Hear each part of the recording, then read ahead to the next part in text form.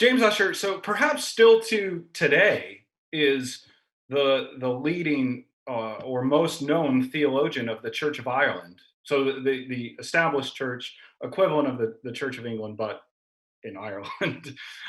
So he was born in 1581 in a fairly well-known, reputable family in Dublin. He became one of the first students to enroll at the new Trinity College, Dublin, which is still with us today and kind of the most prestigious university in Ireland. So he was one of the first students. It was there for a training university for ministers, and that was going to be the direction he took from the beginning. In some ways, he kind of skyrocketed through the academic trajectory. He took all of his degrees at Trinity, became a fellow in the early 1600s, started working in churches in Dublin and kind of keeping, in some ways, a foot in the churchly world and in the academic world, producing a lot of stuff. That we don't know as many details or have as many records until about 1621, when he became the Bishop of Meath. So he had to leave the academy, step into one of these administrative churchly roles in some ways.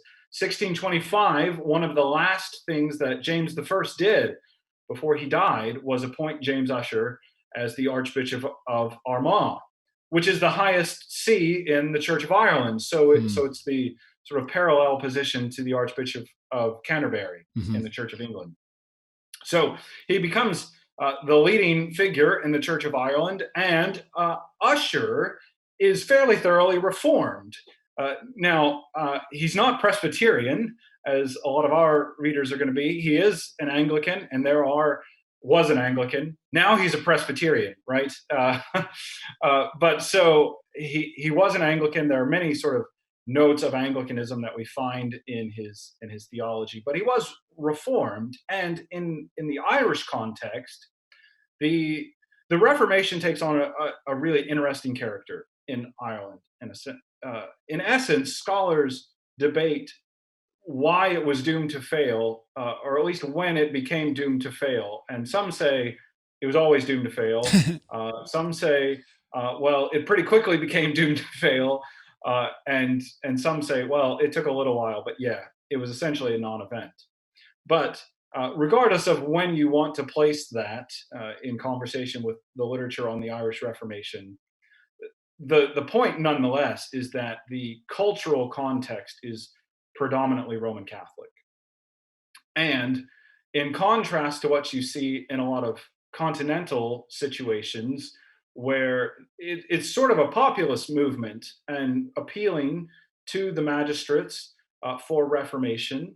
Uh, in Ireland, well, the foreign magistrates essentially are bringing Protestantism, and the Irish population is less than thrilled about it.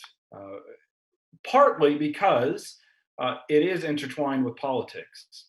It's, at least as we analyze it looking back, it's easy to see that they're imagining Protestantism bound up with English governance.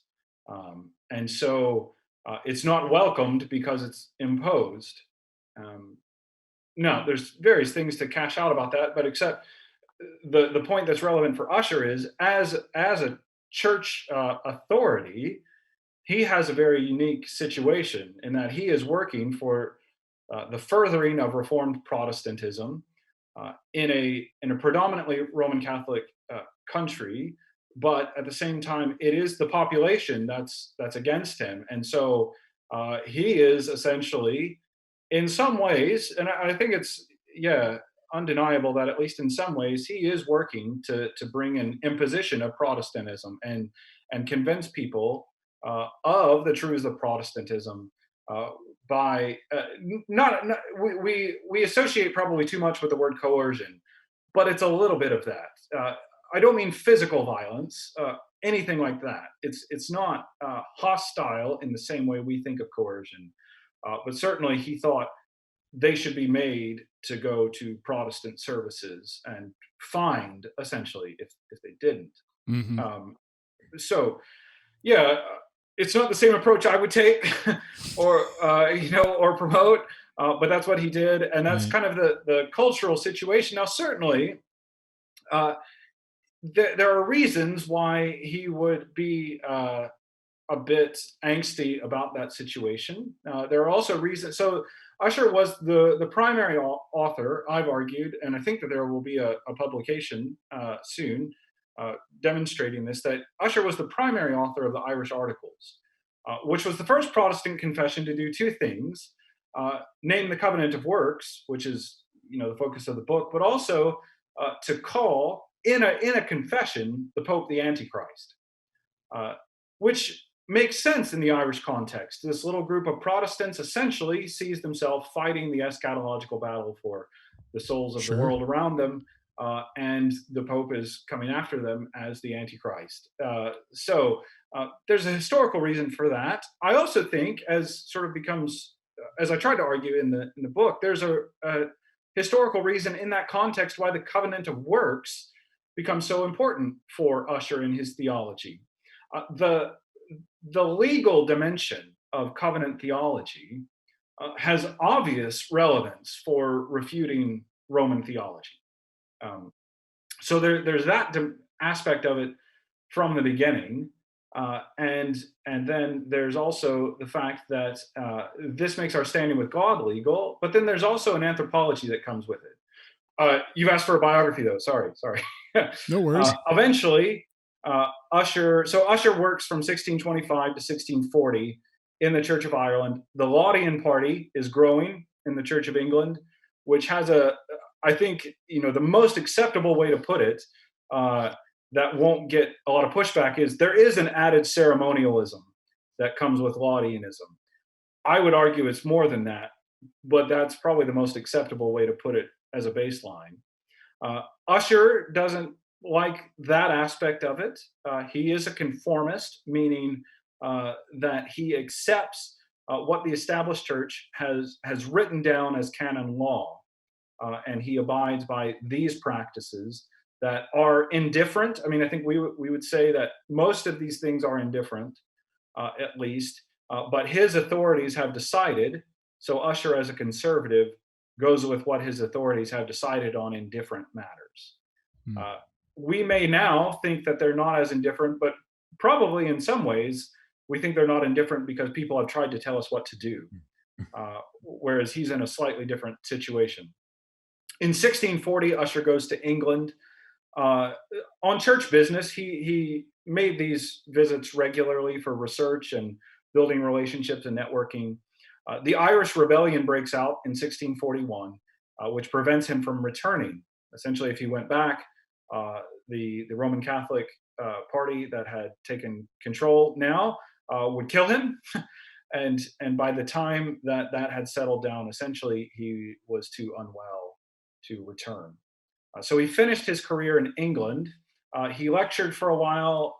Well, he preached as a lecturer uh, in London for about a year at St. Paul's Church in Covent Garden.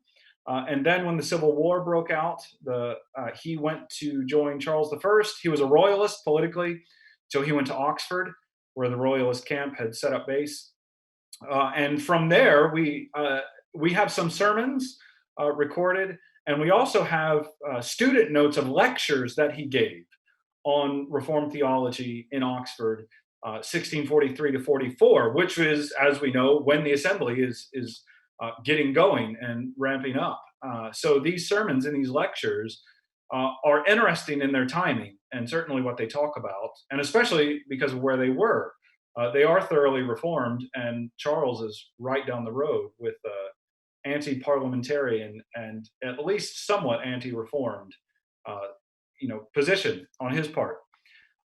Usher left when essentially the parliamentarians were gaining the upper ground. Usher left Oxford, ended up back in London, and he preached the rest of his career at Lincoln's Inn in London. And from those two London pulpits, we have a huge body of manuscript sermons, which is really fascinating material. Almost 10 years of sermon material from London that auditors wrote down, and he preached through the topics of systematic theology. Interestingly, he didn't work through books of the Bible. He preached topically through the body of divinity, as he would have called it. He died in 1656 under the interregnum.